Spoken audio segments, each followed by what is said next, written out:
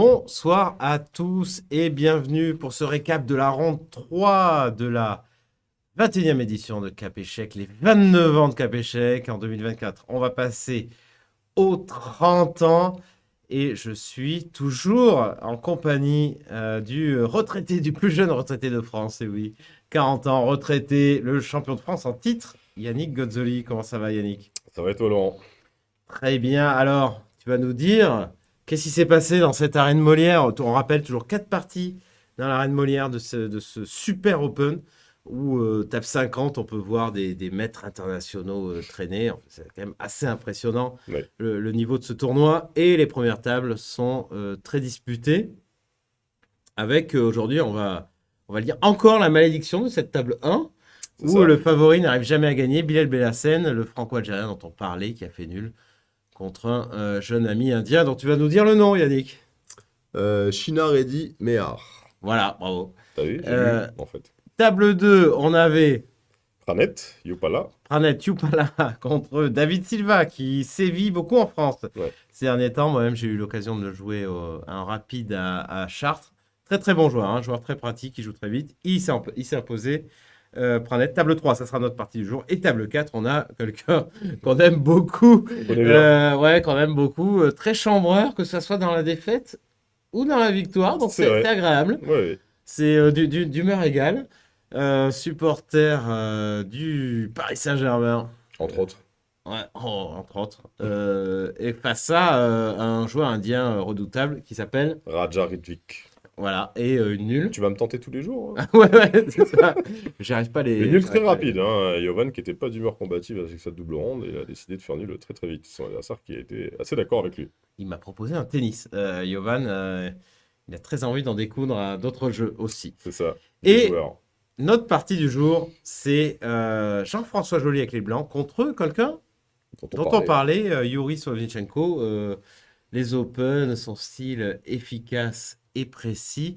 On va présenter rapidement son adversaire qu'on a joué tous les deux Ouais. à 2 championnats de France, 2 nationaux. Il s'est Mhm. qualifié par l'accession et je pense que c'est quasiment historique. Peut-être c'est même c'est le record C'est possible, ouais. du joueur qualifié d'accession qui normalement fait office de souffre-douleur dans le national C'est clair. à l'époque où c'était pas une Coupe de France, c'était un championnat toute ronde. C'est ça. Et donc il a fini troisième dans ce Ouais, championnat, deuxième ex aequo, ouais. deuxième ex aequo même. Incroyable, il est revenu, donc il s'est requalifié pour l'année d'après. Là, on était prévenus. Ouais, ça s'est moins bien passé, mais il avait Ouais. fait une performance Remarquable. assez exceptionnelle dans ce tournoi. Donc, un très gros client, Mhm. maître international breton, Entraîneur aussi. qui peut faire des grosses perfs à n'importe quel moment. Je me rappelle, Redoutable. ce tournoi à Jeun. Moi, j'avais gagné personnellement, mais je me rappelle qu'il avait battu, plusieurs grands maîtres, tout Ouais, puis simplement. on était. On était 10, donc il avait fait 5,5 sur Il avait 9. fait 5,5 sur 9 et à la dernière ronde, on était 3 ex aequo. Il y avait Mathieu, lui et moi. Mathieu Cornet, donc, qui Cornet, avait ouais, qui gagné. avait, qui avait été champion de France d'ailleurs en battant Christian à la dernière ronde. Et Jean-François et moi, on était gagnants tous les deux. Et donc on aurait pu avoir un match de partage à 3. Et finalement, bah, il s'est pas imposé face à Sébastien Mazet alors qu'il était vraiment gagnant. Et moi, je m'étais pas imposé aussi face à Sébastien Feller. Et du coup, c'est ce qui avait consacré Mathieu en tant que champion de France en 2016. Voilà, donc gros client, parce que 2016, finalement, c'est pas si loin. Et donc, voilà, il a 2 sur 2, donc Mhm. beau début de tournoi. Et il joue contre notre ami Yuri Solonichenko. Mhm. Et tu vas nous montrer ce qui s'est passé, Yannick. Bah ouais, bah Yuri c'est un joueur très dangereux, toujours prêt pour le combat. Je me rappelle la première fois que je l'avais remarqué, c'était en 2011, championnat de France top 16, Ah top ouais, 12 en 2011, belle il année joue d'ailleurs. bien à chaque fois. Ouais. À chaque fois, pour son équipe Vendôme, il fait des points. Et il avait fait, ouais, il avait été phénoménal, je me rappelle, il avait battu beaucoup de très forts joueurs, dont Moisinko et tout ça. Et, euh, et Yuri, il était 2610, 20, enfin, je veux dire, c'est vraiment. Mais les joueurs en open, quand on joue beaucoup, on peut perdre beaucoup, beaucoup de points aussi. Donc là, il a eu une petite chute. Je le vois souvent dans les tournois du Sud aussi parce qu'il habite pas loin, il habite en Espagne, à Figueras, pour être exact. D'accord. Et donc, du coup, bah, il a les noirs dans cette partie. Donc, Jean-François, il commence par E4. Normal, c'est ce qu'il faisait déjà à C'est son l'époque. coup, ouais, c'est son Coup de coup. prédilection. Je me rappelle avoir eu la chance de faire. Bah, tu te rappelles de cette belle partie Quand on est fait, hein. Ah, d'accord. entre So et Ivanchuk, tu sais, ce truc avec tour A6, tu prends en G2 et tu fais tour A6, tour A6. Ah ouais, Bah, c'est moi qui avais joué ce truc-là pour la première fois contre lui, Ah d'accord. au tournoi Ok. d'Andorre, justement. Et après, il y avait eu beaucoup d'autres joueurs qui l'avaient joué, dont d'ailleurs Yann, je pense, Gustafsson, si je dis pas de bêtises, contre Gouliav. Et donc j'avais préparé ça contre lui au tournoi d'Andorre, ce qui avait pris en G2 et tour A6. Et donc c'est un joueur qui est préparé, mais qui manque un peu de profondeur dans la préparation, et on va le voir dans cette partie, puisque Yuri va décider de jouer une chauve-dingue. Ah, ouais, c'est une cheveningue, donc on donne l'attaque Keres. Alors, C'est ça. Alors, pour le coup, c'est c'est une structure géniale. Quand on a grandi dans les années 80, on a vu Kasparov ouais. jouer ça des milliers de fois. Tu l'as peut-être joué toi d'ailleurs, avec les Noirs? Non? Non, ça, j'ai jamais joué. Non. Non. Moi, c'est ma structure favorite. J'aime pas trop les structures Boleslavski avec le 5. J'ai joué des avec les blancs, surtout des Ouais. attaques Keres, notamment contre le grand expert Mulhousien. ouais, mulhousien, franco-russe, qui a été numéro 3 mondial, Andrei Sokolov. J'ai eu des débats théoriques Ouais. sur la Keres Qui- et qui est considérée comme très très dangereuse Ouais. pour les Noirs. Dans les parties d'ordinateur, d'ailleurs, on voit, c'est une des rares ouvertures où les blancs gagnent C'est systématiquement. clair. C'est une ouverture très très difficile à manier. Et bah, objectivement, Pas terrible. pas terrible, malheureusement, pour les amateurs. Mais il prend des risques, encore une fois, et dans un tournoi open, il faut marquer des C'est points. ça. Et donc, Et- son adversaire joue fou 3 qui est une option, mais Attaque qui anglaise, hein. fait pas trop peur en général. Ou pas, d'ailleurs. On peut faire une Ouais, attaque on anglaise. sait pas encore. Et là, il réussit de retomber justement dans la variante, dans l'attaque anglaise, on va dire. Et ça n'a pas très bonne réputation d'ailleurs, maintenant, le coup E6 sur fou E3. Normalement, je sais aussi que si on joue qu'avec fou E7, pour jouer il y a maintenant cette position-là qui est très dangereuse aussi. Ça, là. Ouais. Très très dangereux. C'était, je crois, Radjabov, Morozevic qui avait joué ça Ah. aussi. Fressinet Boudre, 1999. En plus. Faut avoir les rêves, là. Mais ça, c'est très très dangereux pour les Noirs, ouais. Du coup, à 6. Ouais, déjà à l'époque. Hein. Ouais. Déjà à l'époque. Bah, je crois que c'était ça, elle date de 99, je crois, si je vois Ouais. les parties de Moreau. Et il décide de jouer fou 2 qui retombe dans une cheveningue classique. Alors bon, évidemment, c'est du F3 ici, hein, si on cherche à réfuter. Ouais, mais Et alors ça, après, c'est position, c'est plein de finesse. Mais je me rappelle que c'était Etienne qui avait montré ce truc-là avec A3, fou 2. C'est les nouveaux développements. On passe à Dame sur F2 et tout ça. Enfin bref, tu passes par-dessus le fou. tu joues d'abord Dame F2 et fou 2 après. Mais nous, on a le droit en fait. Ah, je suis une nouvelle variante d'échec marseillais. On a le droit de passer par-dessus Savoir. avec la dame. Alors vas-y. Ok, c'est Et 6. rock. Rock, fou 7.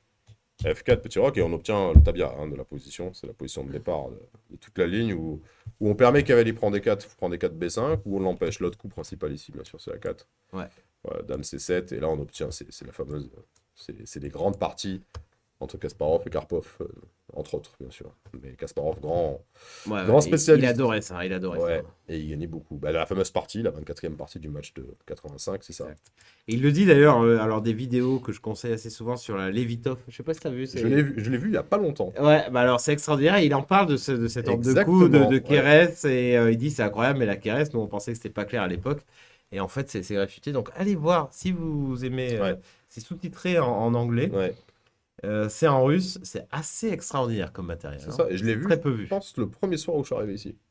Ah oui. Ah, Ouais. moi ça fait longtemps que je suis. J'attends chaque épisode avec une Ah ouais. impatience non dissimulée parce Et il que y avait un mon truc russe, sur Karpov aussi d'ailleurs. c'est pas. Ouais, mais Karpov, ouais. C'est différent. je préfère, Ouais, ouais. Kasparov, c'est vraiment très. Ouais. Il dit tout. Ouais. Et donc, effectivement, c'est sous-titré. Moi, j'attends chaque épisode avec une certaine. Mon russe, c'est pas assez bon pour regarder la version, la VO, Ouais. malheureusement.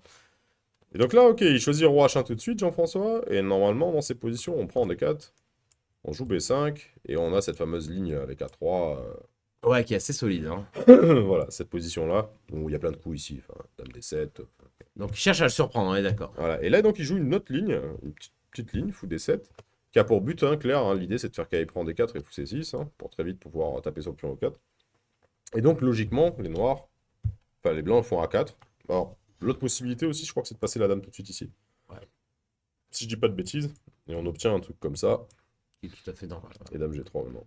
Ça, c'est l'autre position, et la différence, c'est que le fou, il est en C6 au lieu d'être en B7 par rapport à l'autre ligne. Et bon, ça a une autre tête, quoi. Ouais. A4, alors il est pas trop, regarde le temps. Je pense que Jean-François, il a pas très bien géré ce moment-là. Il avait pas l'air tout à fait serein, je pense. Ouais, aussi, essayer de se souvenir les détails. C'est la deuxième ronde de la journée. Bon choix hein, de solo, hein, Ouais. clairement. Alors ça, je me rappelle avoir vu des parties là-dessus où on fait qu'il prend D4, fou prend D4, fou C6. Je crois qu'il y a B4 là. Je crois que c'est peut-être pas là, je sais plus. Et il y a un truc comme ça où on joue très vite fou D3. Ah, peut-être fou D3 et après on peut jouer B4, B5. Ça existe aussi, ça. J'ai déjà vu un truc comme ça. Mais c'est pas très grave. Alors, Il fait Dame C7. ouais, Donc il retarde cette histoire de prise D4 et ouais. fou D7 et fou C6, pardon. KB3, donc on refuse l'échange pour garder les pièces noires enfermées. Parce que c'est Ça. pas les deux fous ont pas mal de mal. Et on menace aussi très dangereux A5.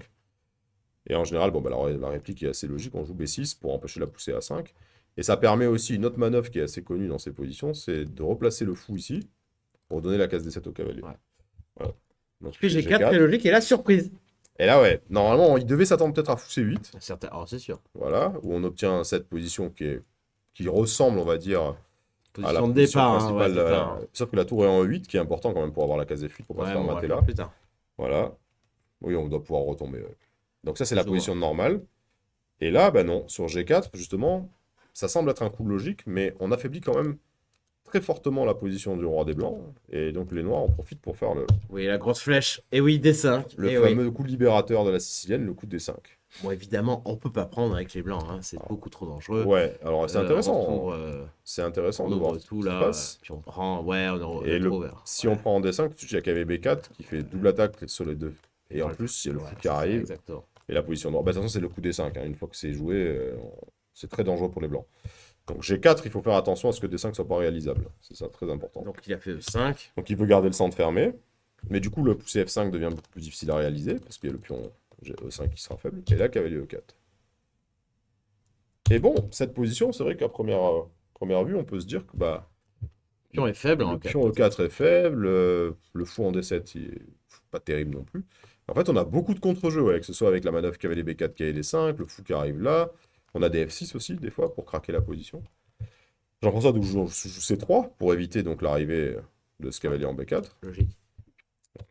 Tour FD8, bon, on met le vis-à-vis, c'est logique. Dame E1, on l'évite.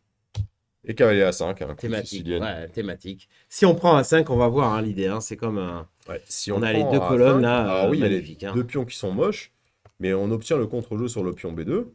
Le pion A4 aussi, en l'air, accessoirement. Ouais. Et le pion C3, Le pion C3, il peut si pas, on ouais. pousse l'autre pion, on va le C'est perdre. exactement ça. Et c'est pas si facile, hein. Par exemple, dame F2, on va dire tour B8. Ou l'autre tour peut-être même. Ouais, l'autre tour pour pas donner à 6. Et c'est Ouais, déjà très et compliqué. voilà, pour on va défendre jouer le pion. tour B1. Si on joue tour A2, la tour moche, A2 est pas terrible. Et là, on va peut-être passer le fou là. C4, on n'a pas envie parce que du coup, on donne les deux cases pour les tours là. On va pouvoir très facilement s'infiltrer, je pense. Ça, c'est Ouais. vraiment pas beau. Doubler les tours derrière, on a les cases partout. Donc, du coup, la position. On a un pion de plus, mais on peut pas les bouger. C'est ça qui est intéressant. Alors qu'on a des pions doublés. Ouais. C'est vraiment marrant. Je trouve. Ça m'a toujours fasciné. Et ce c'est coup de thématique, A5. hein, c'est très thématique pour des joueurs de Sicilienne. Donc il joue KID2, logique. Ouais, KD4 aussi était possible, mais il a KD4, certainement c'est pas vrai. envie. Il De veut pas laisser permettre le KD4, cavalier en C4. Logique. C'est ce qu'il fallait faire sûrement. Et jouer un truc comme ça, peut-être même F5 maintenant. Et c'est vrai que c'est chaud parce que ce cavalier en D4, il est peut-être quand même pas mal placé, quoi. Mais bon, c'est pas naturel. Le coup naturel, c'est KD2 qui attaque le pion E4. Et qui en plus maintenant pose la question au cavalier en 5 de ce qu'il fait ici, quoi. Mais Il là, a tout prévu. il va être très très fort, Yuri, dans cette séquence. Elle est vraiment Ouais, impressionnante, ouais. cette partie, parce qu'il a joué des coups. Il fait fou C5, donc il veut échanger le fou de case noire. Et donc après fou prend C5, Ouais, normal. puis on prend C5. On s'ouvre la colonne. Qui prend E4, les blancs ont gagné un pion, et sont prêts en plus à venir s'installer sur cette case. Il a très bien jugé. Mais ouais, il a bien jugé, parce que du coup, les noirs vont être plus rapides, en jouant tour B8 déjà, on menace de récupérer le pion. Et donc il décide de ne pas protéger le pion, parce que si on fait un coup comme tour A2 d'un coup, après fou C6, fou F3, on va avoir la tour qui arrive en D3, le cavalier qui arrive ici ou ici, les compensations sont... C'est Évident. même plus que des compensations, j'imagine. Ouais. Non. Oui. Donc, il a décidé de pas prendre, de prendre le pion E4 et sur tour B8, de dire ok, vas-y, prends le pion B2. Sauf que maintenant, après tour prend B2, Le roi. bah, on voit le problème de la poussée des pions. Hein. C'est que du coup, la seconde rangée devient très très faible. Et c'est pas facile pour les blancs, hein, ici, d'avoir une bonne idée. Donc, il a joué tour D1. Donne un Donne-moi ton pion. pion. Voilà, donc pion de plus pour les noirs. On peut pas jouer dame 1, hein, qui pourrait être intéressant. Parce qu'on attaque quand même beaucoup de choses. C'est vrai. Mais en fait, on a dame D3 ici, qui est très dangereux. On peut pas prendre la tour en On B2, menace de, parce qu'il y a mat. doubler ouais, sur fou G2, je suppose. Et sur fou G2, on va jouer dame C2, j'imagine. Ouais. On protège tout en plus. Et on attaque le pion, Ouais. on attaque sur la seconde rangée. Et là, les pièces noires peuvent... Enfin, c'est magnifique. Ouais. Comme dans un rêve, le pion C5 est jamais prenable, il y a toujours ça. Petite astuce. Ouais.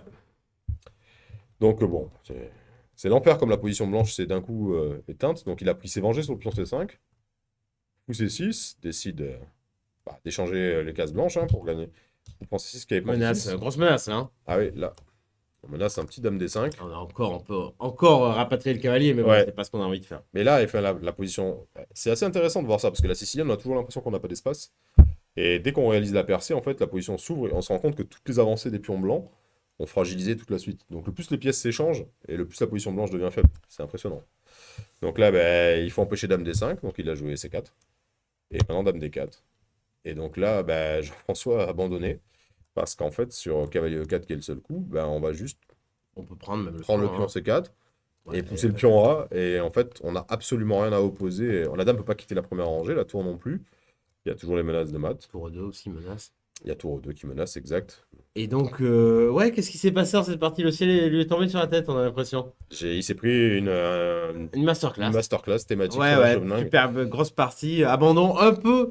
À la limite, Prématuré, ça a l'air un peu prématuré parce qu'il avait rien en moins. C'est ça. Mais en fait, non, parce qu'il est complet, il est Il a vraiment complètement Il a une foutu. position en moins, en fait. C'est ça qui est Et impressionnant. puis, il s'est pris une masterclass. Ouais, grosse partie du riz. Incroyable, la partie de Yuri, Mm. qui se positionne, j'ai l'impression, parmi les favoris, là, après une partie comme ça. Ah oui, Grosse forme. là, il a montré quand même une grosse compréhension de la position, en tout cas.